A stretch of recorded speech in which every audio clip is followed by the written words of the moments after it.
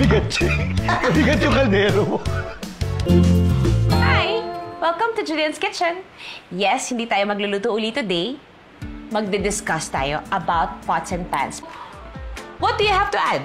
Ano yung mga kailangan nating idagdag? Eventually, invest in good pots and pans. Like, I've invested in some pieces of Le Creuset because these are really good for mga big batches of stewing kasi nga evenly distributed yung heat. Matagal din siya magagamit. Nagkaapo ka na sa tuhod, buhay pa rin siya. So, maganda siyang ipamana. Not only that, matagal talaga ang ibibigay niyang serbisyo sa'yo. Totoo yan. This has been with me mula nung nagsimula ang Julian's Kitchen. Mukha pa rin siyang bago. Kung Le Creuset, ang unang Le Creuset na bibili ninyo, in my opinion, at least a big pot like this. Because you can cook a lot with this type of size.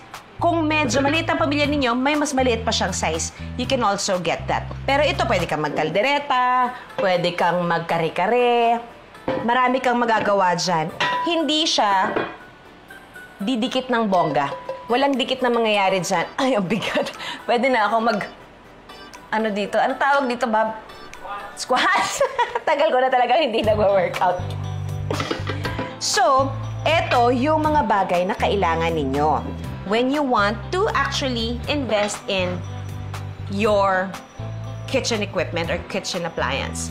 But again, I suggest to invest in really good materials ng pots and pans kasi at some point, kakatipid natin, madali naman siya nasisira. Bili tayo ng bili ng mura, hindi ba? Eventually, hindi nyo napapansin, napapagastos na rin kayo ng malaki kasi madaling masira, natatanggal yung handle, manipis, nabibingkong kaagad. So, para isang gastusan na lang, pag-ipunan natin, or hingin natin regalo, or pwede naman ding installment, basta please invest in good pots and pans, some pots and pans na hindi makakasama sa kalusugan ninyo, kasi iyon talaga yung magpapa-inspire sa inyo to learn to cook some more and to be adventurous in cooking. Before you know it, nakompleto nyo na yan. Happy kayo kasi marami na kayong natutunan and at the same time, tama yung investment na ginawa ninyo. Ang saya lang ng naging pag-uusap natin ngayon kasi marami tayong natutunan, marami tayong nagpag-usapan, and I would like to tell every one of you, thank you.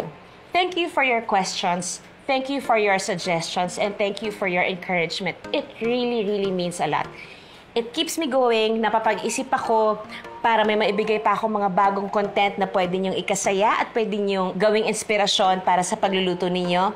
Thank you. Kayo po ang inspirasyon ko. Thank you for joining me for another season of Julian's Kitchen. I'll see you again next time for Season 3. Bye!